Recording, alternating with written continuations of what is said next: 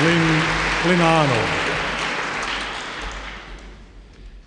Have you ever had one of those terrible moments when you've gone maybe to the wrong exam? Or when you've suddenly realised that everything you prepared for has been wrong? I knew in a debate format that I was to follow a speaker with whom I would have to disagree, because he would not be supporting my argument or the proposition that I supported. Well, I've just had one of those moments. Am I on the wrong side? Have I prepared an argument for the proposition when in fact I'm supposed to be arguing against it? Why? Because the previous speaker was arguing so eloquently in favour of the proposition that university degrees are grossly overrated.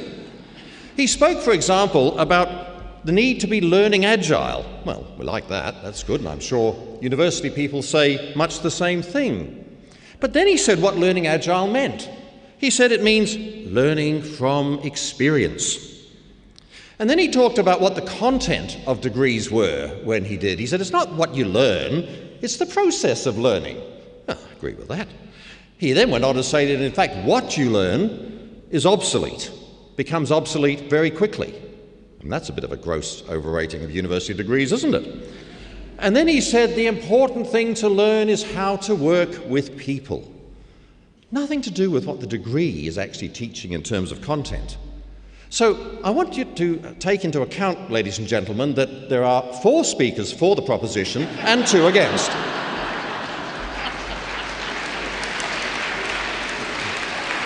Now, the topic is university degrees are grossly overrated, and the first speaker was trying to make a point that gross was just a bit of an overstatement here.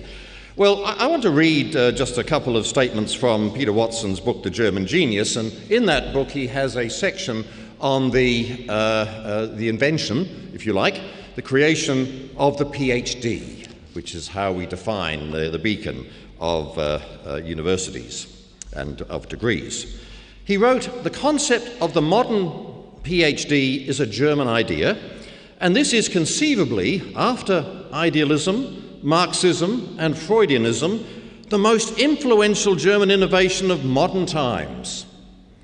And he goes on further to make the point about the research that comes from all this, that there is an authority that comes from PhDs and their research. He says, "Many of us are more comfortable with this form of authority than any other. Provided the research methodology is sound, it tends to meet both rational and moral criteria." He talks about the institutionalization of the PhD system and what that delivers. He says modern democracies are characterized by entire new industries, each with their own talents. And he says that these come because of the PhD innovation. And he finishes, "In fact, research is now so important in our lives, as it has been for decades, if not for over a century, that it should really take its place alongside urbanization, industrialization, and the development of the mass media as defining phenomenon of modernity itself." Well, I want to suggest to you, ladies and gentlemen, there's just a bit of overstating the case with all of that. If that's not overrating what degrees are doing in our society, I mean, they're answering all our problems at once. I don't know why we don't all pay for everybody to get a PhD, because all our problems will be resolved. The fact is that the statement grossly overrated implies a comparative, doesn't it? It says compared to something else, it is overrated. Well, what are these other things? Life skills, for example?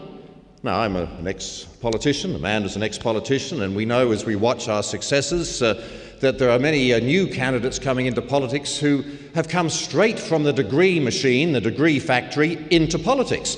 And what do we hear the Vox Populi saying so often? Oh, they've had no life experience. They haven't had any work experience in the real world. So what good can they be as politicians? Incidentally, I agree with that statement. Then there's the issue of a comparative. What other training achievements could be achieved that gives to the statement being overrated? Well, I think we know so often that the actual parchment paper is inadequate if you haven't got a driver's license, for example, to be able to get somewhere. or if you haven't been able to do certain certificate training to help you use the laptop computer, which is going to give you access to all the information that you want from your degree. So, ladies and gentlemen, the case here is that there is an overstating, an overrating of the importance of degrees. But, as has been pointed out by my own colleague, I think somewhat complimentary-wise, that I'm a tertiary junkie, I have done a lot of degrees myself. And they've been very useful in terms of the richness of my life. The tapestry of my life has been enriched by them, but would I have been better off with them from some parallel universe where I did not have them? Well, I don't think so.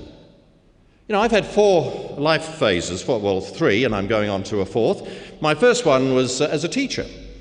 And I spent 4 years of that teaching kids, and I spent 2 years of that advising other teachers how to teach kids. And I finished all that process in 1977, and I got my first degree in 1978. So I hadn't actually finished my degree by the time I was teaching. So seemingly it didn't make much difference to me. It was a very underrated issue.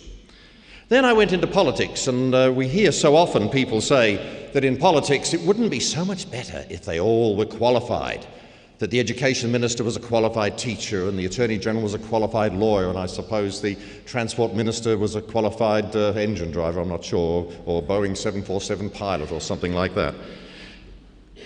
I strongly disagree with that. I strongly disagree with the proposition that politics should only have people within it who have degrees, because to say such a thing is to grossly overstate, grossly overrate what the significance of a degree is. And I believe you're with me on that. Because if it is true that I'm a tertiary junkie and I have a lot of degrees, then I can tell you that in December the 11th, 1993, when this matter was put to the test with the electorate, only 41% of the two-party preferred chose to vote for me. I then went on to work in the not-for-profit sector, which I've just finished with 2 weeks ago. And I must say that while many there also did have degrees, it was the people I met in community around the world, particularly in the third world, in so many conditions of deprivation, and yet they heroically were taking these conditions on. And they were making significant changes to community, and I don't think any single one of them that I met in those communities had a university degree, let alone a PhD. It's been mentioned that I'm now going to do a graduate diploma of theology, and I start that next week. I haven't bought my pencil case or lunchbox yet, but I will get that done on the weekend at Coles. You may say, well, why are you doing that? Surely you're saying it has to happen. Well, of course, it does have to happen. I spoke to the Archbishop, will you let me preach without any qualifications? And he said no. So that sort of answers that question. And yet the fact is, if you don't mind me getting a bit theological for a moment, the very first apostles came out without degrees. The letters of Paul are not written down as St. Paul, PhD. Now, ladies and gentlemen, there are many other arguments one could mount about this. Have you just given me the 8 minutes? It's 8 minutes. You just gave me the 8 minutes. I thought I heard something ringing in my head. About the economics of it. There was an article in The Economist just a few months ago that said that the higher degree you get, in fact, the worse it is in terms of the benefit to you. If you have a master's degree, then it's 23% income premium that you might get from having that for yourself. Of course, at a cost to society of having provided that education, which is much more costly than providing other forms of vocational education. But if you go on to have a PhD, what do you think the premium is there? It's not 23%, it's actually 3%. In other words, the premium has suddenly dropped down with this extra degree that you've got. And I don't know about others here, but I've been on selection panels for people applying for work and actually had people say, but this person is overqualified for this position. How many times have you heard that being said? Ladies and gentlemen, the situation is not that university degrees aren't useful. They are very useful, very mostly enjoyable. But if we're going to make in them the answer to all humanity's problems, then indeed we are grossly overrating them. Amanda Vanstone.